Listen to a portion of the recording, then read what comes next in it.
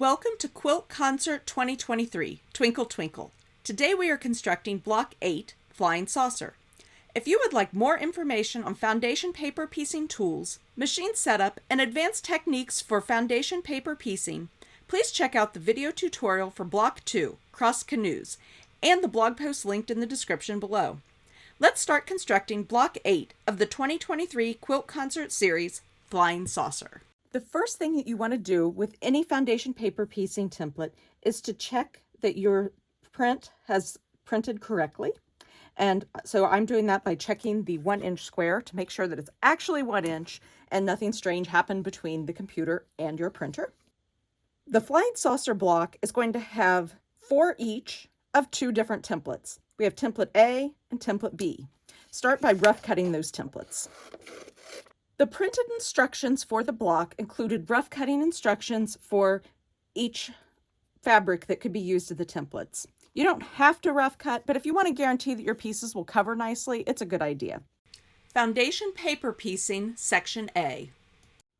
We're going to start with section A, and with section A, I'm going to use this stack of fabrics. I'm going to set these aside for section B. When you foundation paper piece, you want to stitch on the printed side, and your fabric will be placed on the unprinted side. Start by placing your add a quarter plus ruler, or if you would rather use cardstock, you can also use that to help fold along that line. Place the sharp edge right on the line. Fold your template to give yourself a crease. And section 1 is going to be fabric F. And as long as I position this fabric so that section 1 is covered, plus at least 1/4 inch all the way around, you're going to have plenty of fabric. Now, for section 2, we're going to go ahead and position that, and this is fabric C. So my fabric C is rough cut here. I'm going to position it so that when the template is folded, you're going to cover all of section 2, which is right here, and at least 1/4 inch all the way around. So we're going to unfold that, head over to the machine to stitch. When stitching, make sure that you have your machine set to a small stitch length. It'll make it a lot easier and more stable when you pull the paper out later. If you have the hands-free feature, this is a great time to use it. I like to start stitching about where my lines intersect and take a couple of back stitches before stitching forward to the end of the line. Back stitch again and cut your threads. This is a good place to use a cut feature if your sewing machine has it. You'll notice that right now it doesn't look like we've covered section 2, but section 1 looks covered, and section 2, when folded, will cover entirely. This is a good moment to check and see if your seam allowance for that first seam is cut at 1/4 inch, and you could have trimmed that before sewing or after. Let's come over to the iron and notice how, because it covered while it was folded, when both pieces are unfolded, section 2 is also covered. So we're going to give that a press. For section 3, we're going to go ahead and trim our seam allowance first. I'm using the add a quarter ruler to get a nice crease along the line between section 3 and all of the previously pieced sections. I'm trimming that seam allowance to 1/4 inch. And then section 3, we're looking at the hatching to tell which piece of fabric goes where, and this is going to be fabric E. Now, as long as you position the fabric, so when your template is folded, section 3, and I wouldn't normally draw in this line. This is just to make it a little more visible on camera. So as long as section 3 is completely covered by the fabric, plus at least 1/4 inch all the way around, if it covers while it's folded, it's going to cover when it's unfolded. Go ahead and give that a trim and head to the sewing machine. Use that hands-free function if your machine has it, that knee lift, and where the lines join, take 1 or 2 stitches, back stitch, and then stitch forward. I always stitch with a stitch length of about 2 for foundation paper piecing. Make sure you back stitch at the end of the seam and cut the thread. Once again, it doesn't look like it has covered, but as soon as you unfold your pieces, it's covered perfectly. So give that a press, and we only have one more section of fabric for template A. Place your folding edge of the ruler on the line between section 4 and all of the previously pieced sections. Flip it over, use that ridge that's built into the ruler, or use your regular ruler with a 1/4 inch seam allowance. Trim that seam allowance away, and then we're going to use the final piece, which is our background fabric, fabric A, and position it once again so that all of section 4 is covered, as well as at least a 1/4 inch all the way around. Trim and head over to the sewing machine. Start stitching where the lines intersect, back stitch, and stitch across the line. At the end of the line, back stitch again and cut your thread. We'll give this one more press. And once again, because it covered while it was folded, it covers beautifully when it is unfolded. Once you have your entire template pieced, go ahead and trim on the outermost line using a regular rotary cutter and ruler. With segment A complete, we're going to move on to segment B. Foundation paper piecing, section B.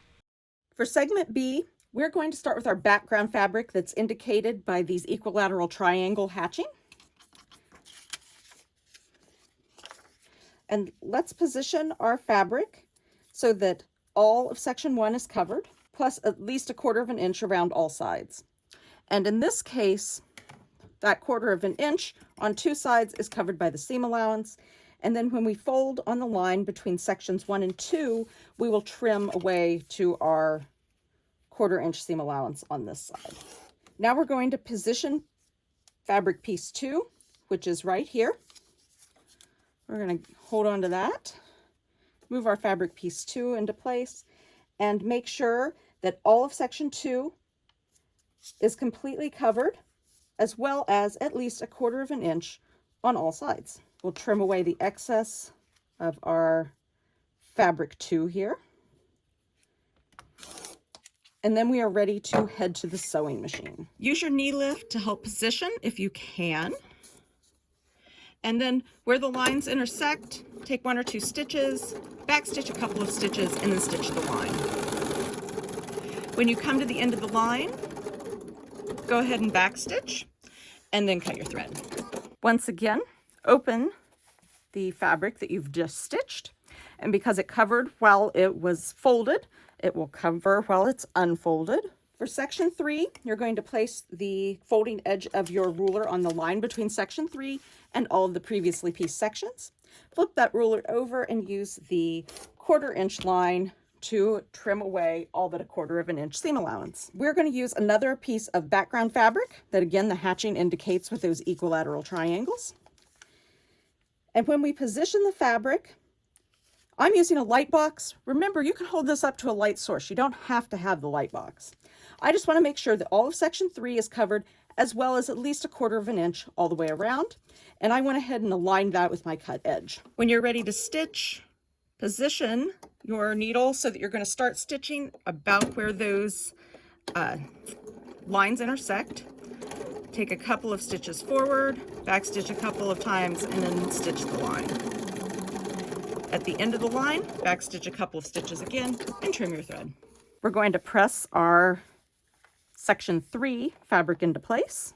For section 4, place your ruler on the folding side between sections 4 and all of the previously pieced sections. Trim to a 1/4 inch.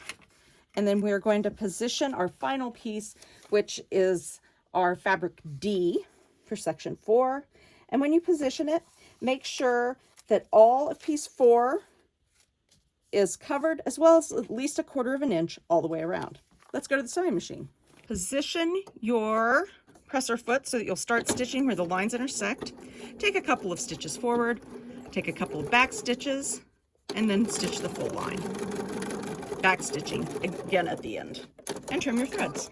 Press section 4 of template B into place. Once everything's pieced, we're going to go ahead and trim around the template using that outermost line. Now that section B is complete, go ahead and make all of your section A components and all of your section B components. Then we'll come back to finish the block. Block assembly.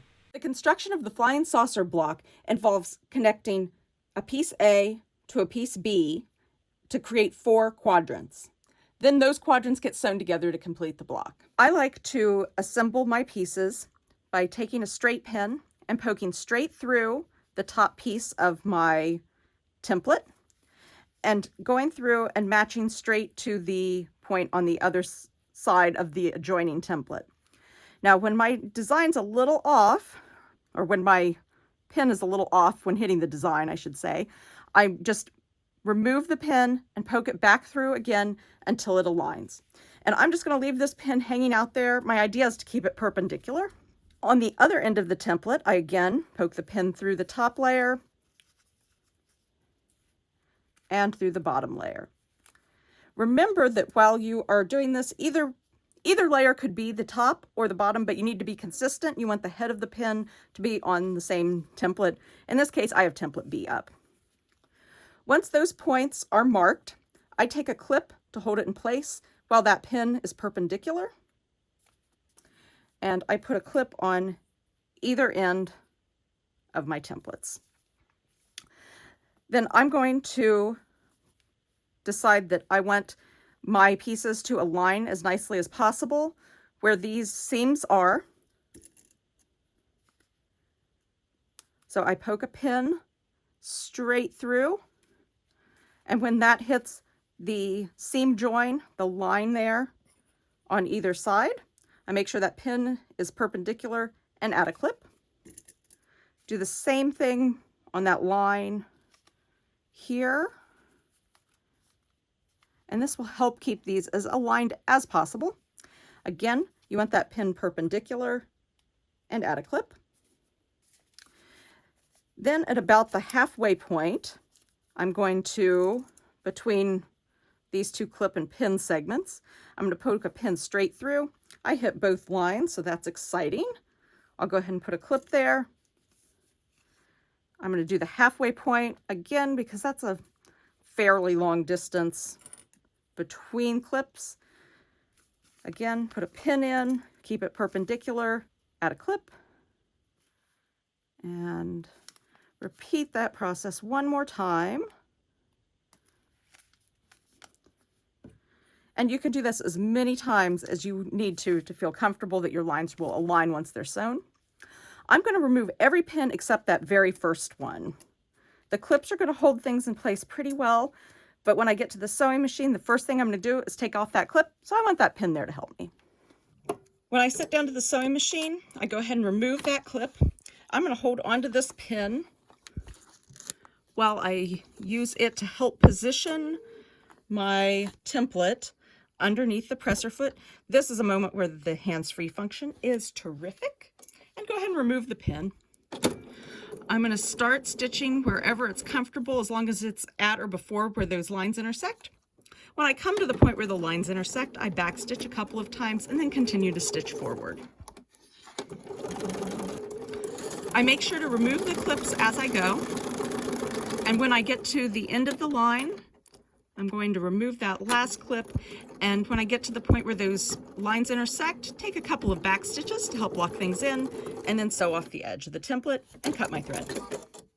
After you've sewn your seam, check both sides to make sure that your stitching is hitting the line. Then open it up and check to see if these points that we wanted to align nicely are actually aligning. And they are. So that means the next step for me is to remove the paper just in the seam allowance.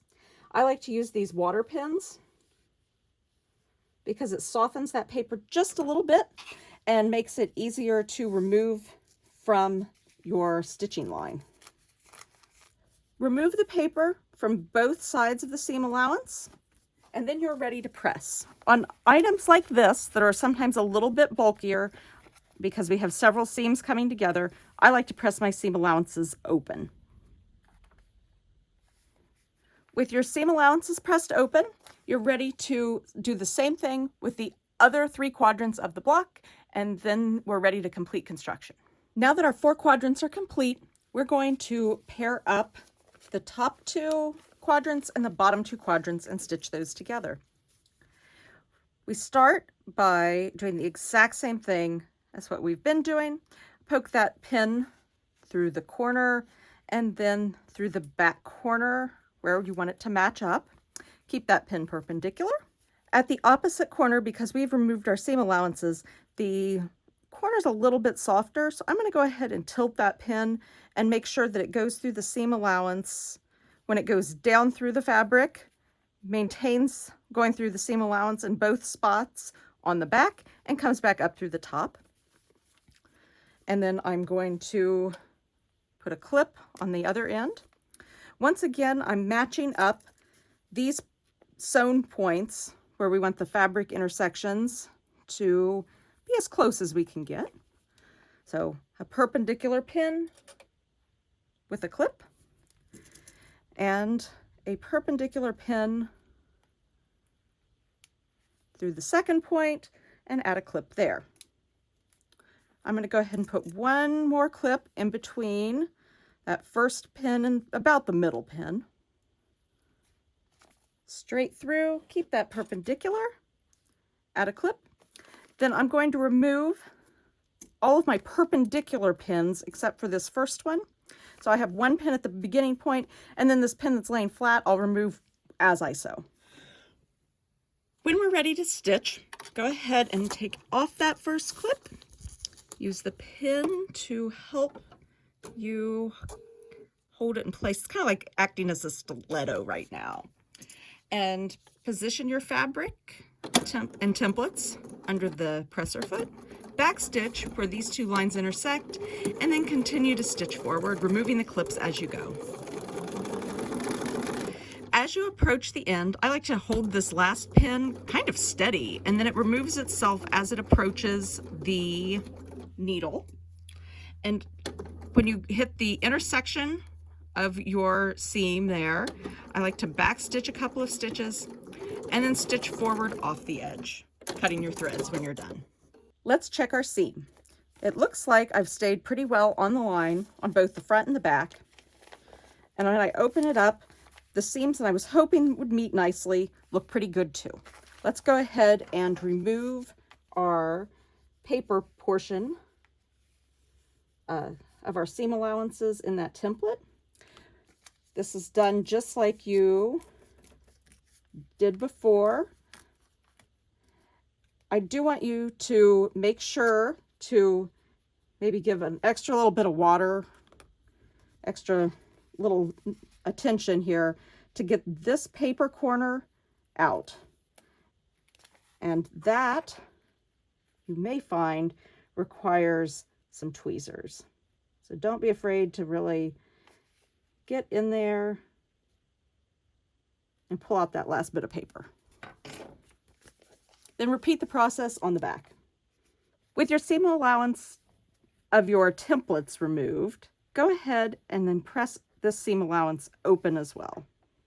Next, let's stitch the other two quadrants together, and then we're almost ready to complete the block. We just have one more seam left to complete the block. When lining up your two block halves, I like to start at the beginning point, the end point. Then we're going to pin the center and the 2 points that we want to make sure match up in the final block construction. The pin goes perpendicular through the first corner and through the back, and then that's held in place with a clip. When a seam allowance gets this long, sometimes your pins start to come out as you're maneuvering the second point, so I like to add that clip early. Your 2 end points are marked just like they typically would be. For that center point, I do like to do a perpendicular pin straight through the top, and that's where all those fabrics are intersecting and creating that little triangle and diamond shape. And I want to make sure that I'm going straight through the point on the back of that template too. And in this case, some people would choose to put a pin almost flat to this seam. I'm feeling, as I touch this, I'm like, this is kind of bulky, and I'm afraid that that bulk is going to cause the fabric to shift. So in this case, I'm going to go with the clip. Now that I have pinned and clipped all of my points that I wanted to hit across the block, I'm going to go ahead and remove all of those perpendicular pins except for that very first one, and then head to the sewing machine. Start by removing that first clip And then use the pin kind of like a stiletto to position your templates. As you start to stitch, when those lines intersect, take a couple of back stitches to lock things in place, and then stitch forward, removing the clips as you sew. As you finish up the line, remove the final clip, back stitch, and then cut your thread at the end of the seam. After you've sewn, check to make sure that you're pretty much on the line on the top, that your stitching stayed pretty much on the line on the bottom, and then open it up and check all of your points. Are you happy with where your center point hits and where these points that we went to align around the block hit? If you are, then you're ready to remove the paper from the seam allowances and press your seam open. With all of your seam allowances pressed, you can now stand back and admire your flying saucer block. Thank you for joining Lovingly Lissa and me for the 2023 Quilt Concert Series. We have enjoyed having you. Please continue following throughout the year for more fun and informative videos, blog posts, and patterns.